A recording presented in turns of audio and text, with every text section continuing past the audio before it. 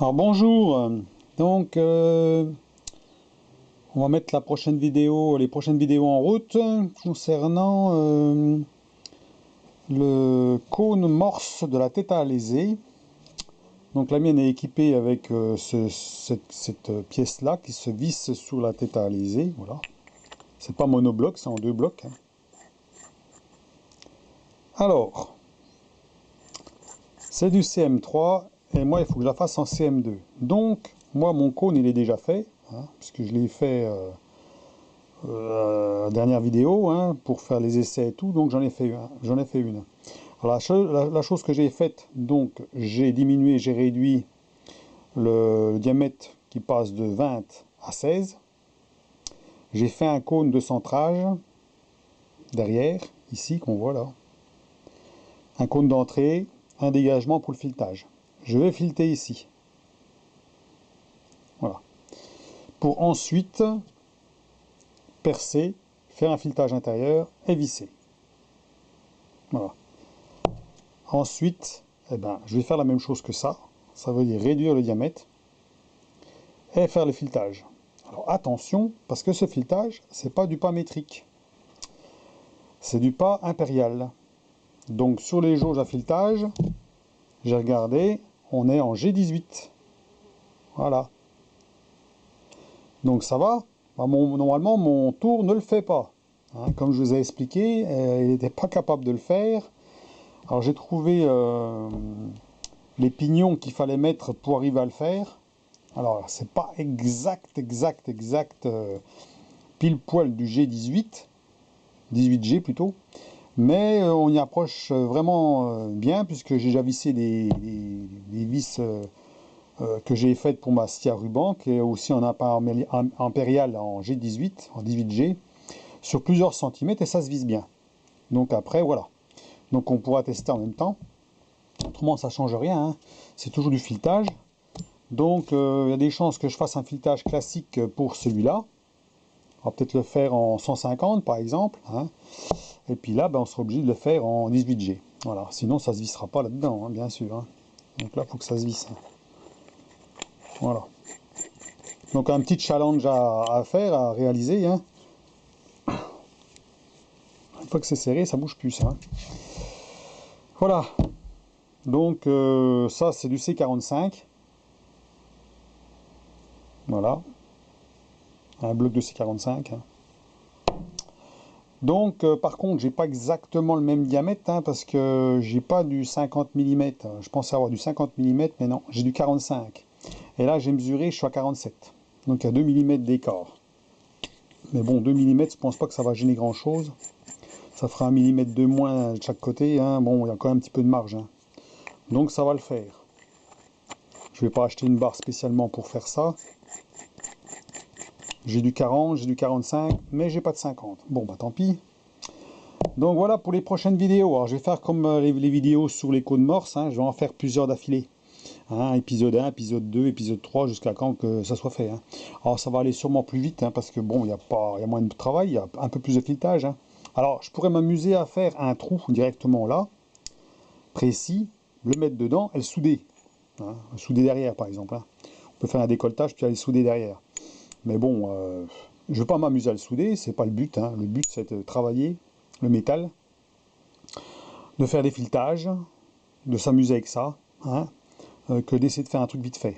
Donc moi, c'est pas le but de faire un truc vite fait, c'est de faire quelque chose qui soit démontable en même temps. Alors il ne sera pas facilement démontable quand même, parce qu'en fait, il y aura sûrement du frein filet dessus. Quand ça va être serré, à mon avis, ce bloc-là, il va être difficile à desserrer. Mais c'est toujours possible de le défaire. Il suffit de chauffer à 200 degrés environ, et après, on arrive à les desserrer. On arrive à cramer la colle et ça redessert. Donc en cas où, bon, on peut toujours démonter. Qu'est-ce que je voulais dire d'autre autrement pas grand chose d'autre à dire là-dessus. Ouais, la différence, cône CM2, cône CM3, c'est pas la même taille. Qu'est-ce que je voulais trop dire là-dessus rien d'autre. Donc, oui, ça va aller plus vite, parce que bon, il y a moins de travail que sur l'outil à faire des cônes morse.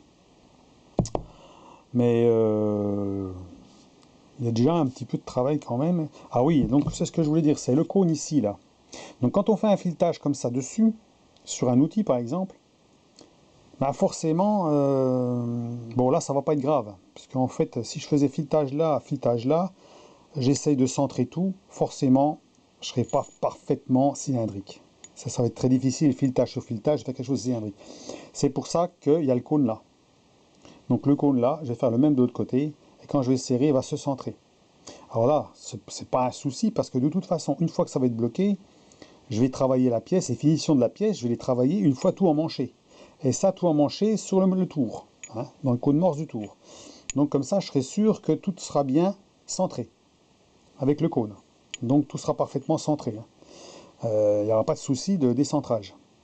Hein, si par exemple je faisais qu'un filetage là, j'emmanchais ça dedans, puis je penserais que ben, ça peut tourner rond, à mon avis, c'est pas possible. Hein, à mon avis, ou alors il faut vraiment que j'ai un coup de bol. Hein. Il y aura toujours un peu de jeu dans le filetage, ça va être très compliqué, malgré que je fais des filetages assez durs, mais vaut mieux pas tenter le coup, hein, vaut mieux faire un petit cône. Alors c'est ce que j'ai fait là. Bon, c'est suffisant, une fois qu'il est serré, ça va pas bouger.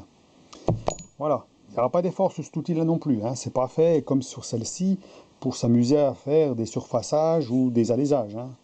Celle-là, en coup de morse M3, on peut y aller, hein. C'est du solide, c'est du lourd. Hein. Pas de problème. Donc voilà pour les prochaines vidéos à suivre. Hein. Donc pour ceux qui ne sont pas abonnés, bah, abonnez-vous, comme ça vous suivez l'évolution hein, au petit à petit, hein, parce que vous risquez de prendre la dernière avant la première, et puis après ben, vous ne savez pas trop ce que j'ai fait. Donc c'est bien de s'abonner, hein, comme ça ben, ça permet de voir régulièrement les épisodes.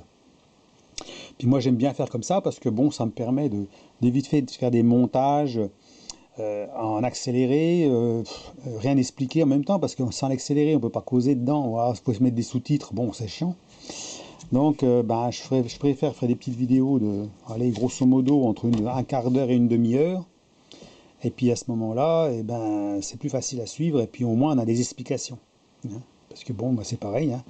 Moi j'essaye de faire des trucs, d'expliquer en même temps ce que je fais. Alors, si je fais des conneries, je le dis, hein, ça peut arriver, hein, ou je fais quelque chose qu'il ne faut pas. Alors, par contre, il y a des commentaires.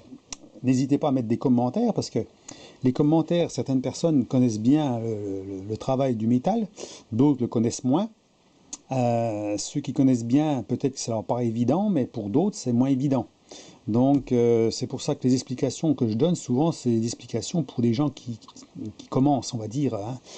Un peu comme moi quand j'ai commencé. Hein. Je veux dire, bon, y a des choses qu'on se pose des questions, des fois ça paraît évident, des fois ça paraît pas évident.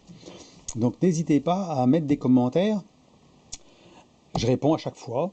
Hein, alors, des fois c'est pas toujours facile à comprendre. Hein. Puis des fois je vais pratiquer des trucs, par exemple, qui paraissent plus simples ou plus compliqués. Hein. On pourrait faire plus simple. Je vous dis, bon là, on pourrait souder, crac, terminé, fini, on fait un trou, on soude, et puis voilà, l'outil est fait. Hein. Non, non, on va essayer de faire, là, du filetage, ça fait longtemps que je n'ai pas fait, donc je vais m'amuser à en faire. Alors je ne vais pas faire du gros filetage, hein, je veux dire 150 gros maxi, hein, ça ne sert à rien de faire du filetage de 175 là-dessus, ou 200, hein, ça ne sert à rien. C'est pas une question de... À la limite, même plus il est fin, mieux c'est, mais pas trop fin non plus, parce qu'après c'est de la dentelle, et puis bon, c'est... Alors c'est sûr que c'est plus rapide. Quand on fait du pas de 1, par exemple, c'est sûr qu'il va vite, hein, 1 mm, on descend vite à 1 mm. Mais je trouve que ça fait un peu fin 1 mm. Peut-être du 125 ou du 150. Voilà. Hein, surtout quand on est en intérieur, ben, on ne voit pas ce qu'on fait, donc c'est pour ça que j'ai pris du 16 aussi, parce qu'il faut que l'outil passe à travers. Hein. Il ne faut pas qu'il soit trop fin. Et puis je pense que ça va le faire.